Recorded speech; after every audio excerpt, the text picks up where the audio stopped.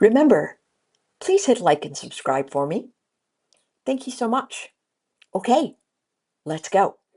Hi, everyone. Today's Wednesday, September the 10th. My name is Anne-Marie Band, and this is the Moneyball Morning Report for the Benzinga Pro platform. Please remember that I am out traveling at a conference and will not be back until next week for normal trading, and so this will be the only connection of the day in general.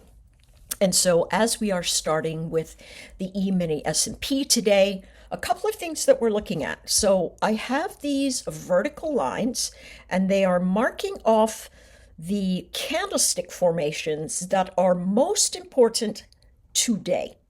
And so the prior high, and this is from, I don't know, I think it was the employment numbers.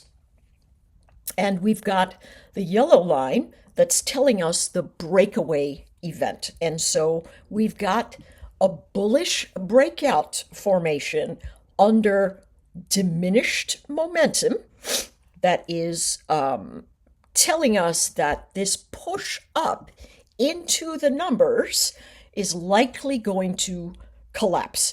And so, and it doesn't mean collapses and break down, it's collapse and retest the motion. Now, you'll notice yesterday, our formation said the following.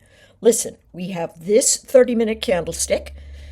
At the end of the day, that line in the sand was 65.08. The breakaway candlestick was somewhere around 65.20 or something like. I can't remember exactly where it was.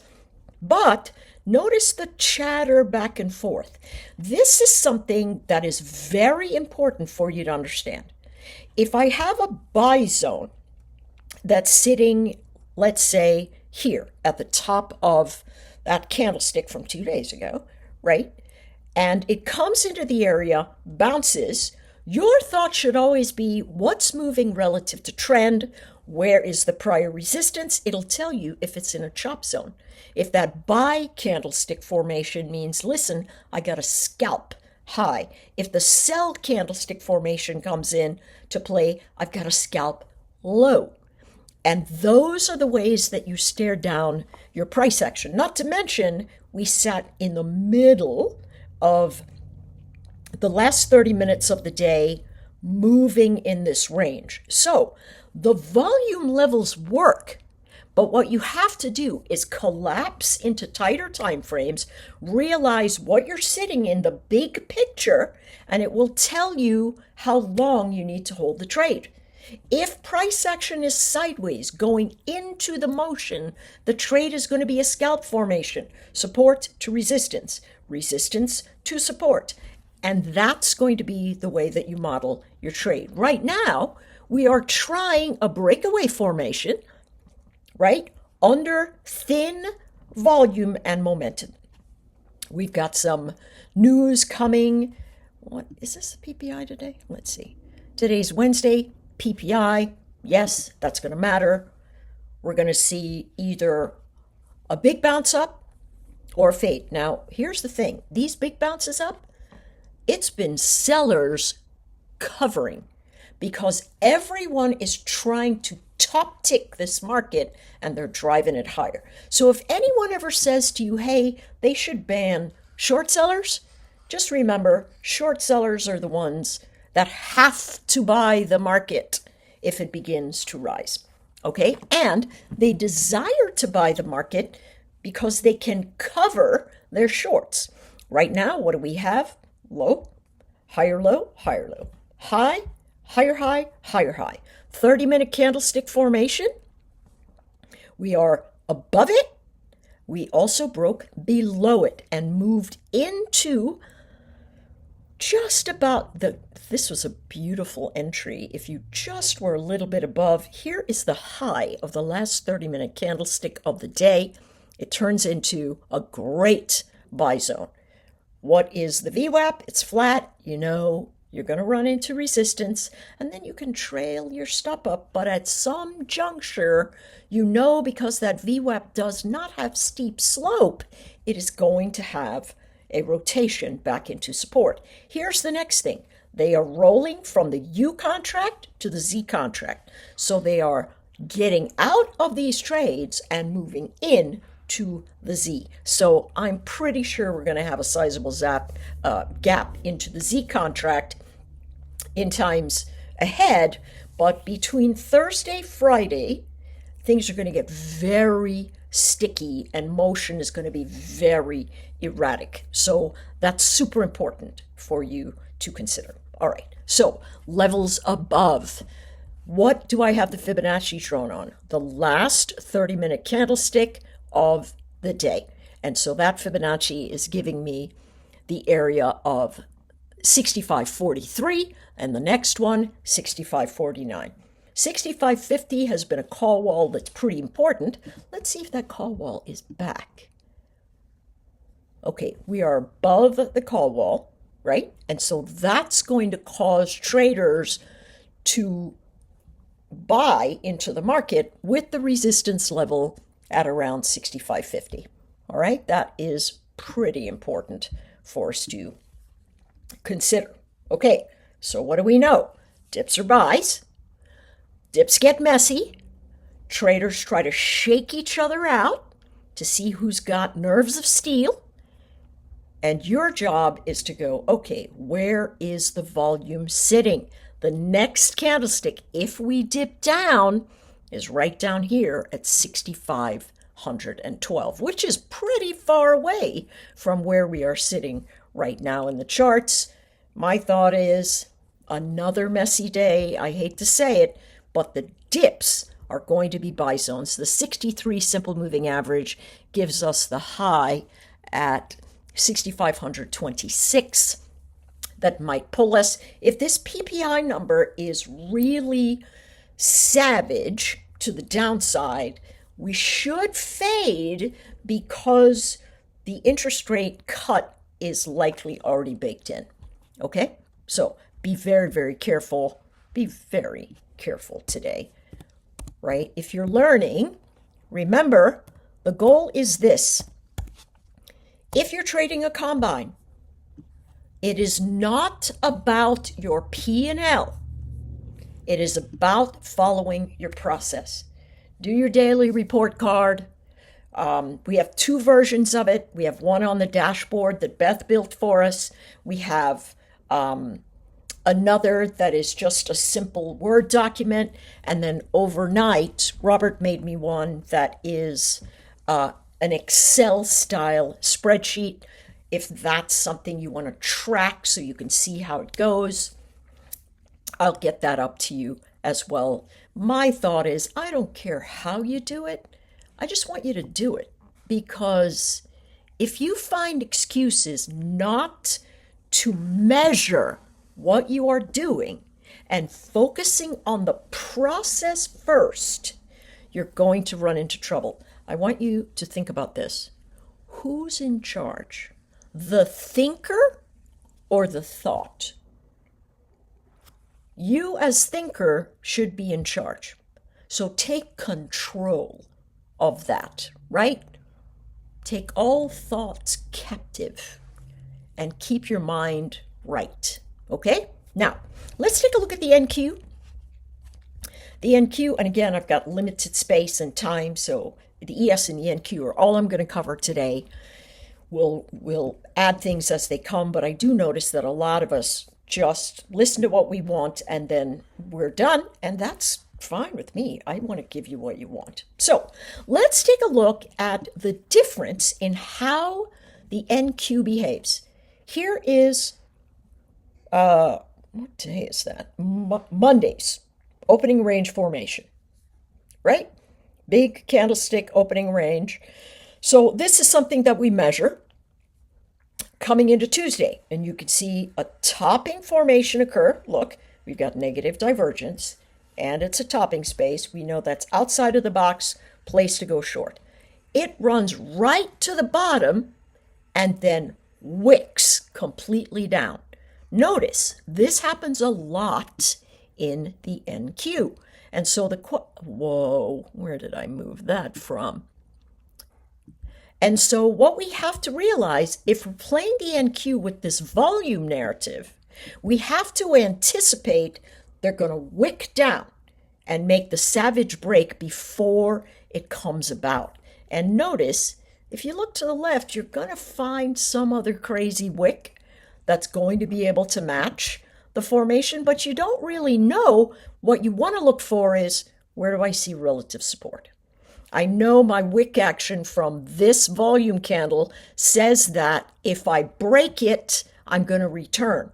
But if I break it, there's got to be some measure of support that's going to tell me where the price action comes in.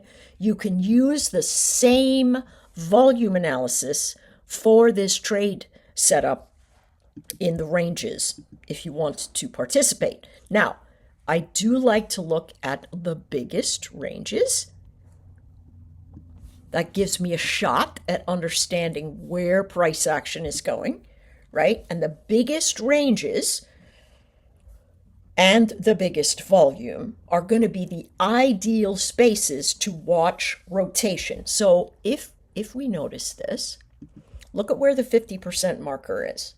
We dance around it for sure. Why? Because the VWAP's flat.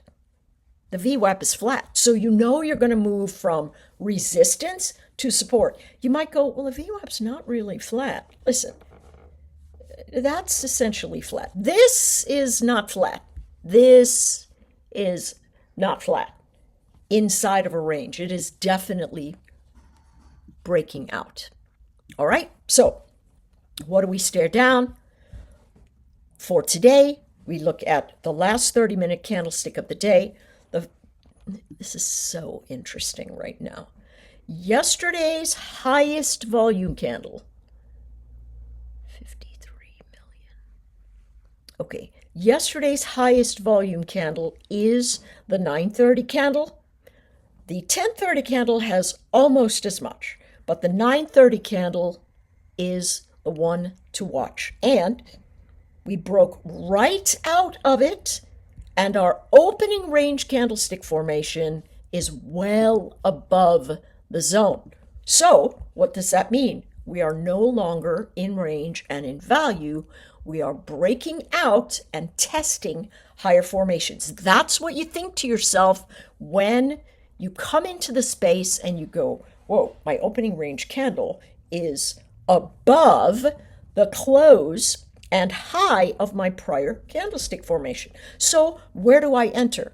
Listen, for me, I like to do a 50-minute zone and say to myself, all right, I'm going to take a pullback event and have a long sitting right there.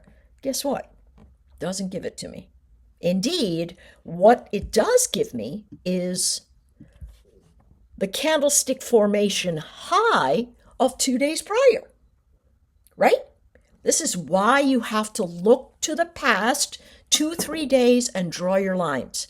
You have to know what the traders are doing, and indeed, this candlestick is solid high volume, right? And that's where it comes into. So if I'm drawing a Fibonacci and I'm not looking at the past, I'm going to miss this upward trade simply because I'm not thinking about, well, where's the last high volume candle, right? I'm just using an arbitrary measure of the halfway spot. Very important, especially in the Qs. The pullbacks right into this area gives us the buy zone.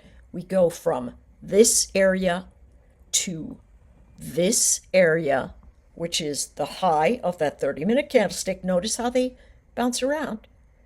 But your floor is now set, 23,871, and it moves straight up to the high of the 30-minute open, the high of the prior day, and then now we're in a Fibonacci retracement event. What are we looking at? Higher prices with lower momentum and a moving average, a VWAP that is essentially flat. And so it's going to expand, but also likely collapse. So if you're thinking, wow, this is the buy area breakout, it's got to confirm, right? It's got to have that V, like what that video I shared with you about Lance, talking about this V event so that it confirms that support zone Easily, that's what we could see. Easily, the fade comes into the high of the prior day's 30-minute candlestick formation. I'm looking there for potential buy zone action. That's 23,890. So what do you want to do? If you say, hey, this is my line, this is the candlestick that is mirroring the day of most import right now, and then it's this candlestick that is showing where the price action finds support. So as it sits, what am I doing? I need to save these. Where's this? Here we go.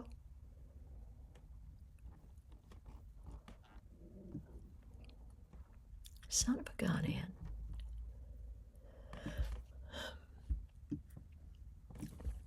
This is where we go for our range event to say, all right, if we break down, we move here. If you want to take a short, you've got to wait on the rotation. PPI is very likely to affect things. I don't know which way. I do know a lot of traders are still piling in short, just trying to short the market, and they keep getting jammed up. So we're still going to buy the dip. Look, 63 simple moving average up. Fade, going to give us that buy zone. If you want to use Tom Hubert's 15-minute formations, you certainly can. I prefer the 30-minute because it goes slower and my mind is able to catch more. But you can see on the 15-minute formation, this area near 23,911 is a very likely rotation space where old resistance is going to turn into support after a new high and potentially take us even higher. All right, everyone, that's it for me. Frosty, you got to stay frosty. It's going to be interesting, but follow your process. Follow your process. Be in charge of your thoughts. Take them into captivity. Manage yourself appropriately, and then just look at these big volume events. What I'm trying to do is I'm going to get ChatGPT to code me something that just changes these candle formations into something that just pops out, and we will see how that goes, okay? But it's taking a little time since I only write logical code. I don't write physical code, right? I just do the roadmap. And so it's been an iteration. All right, everybody, take care, stay safe, and I'll see you tomorrow.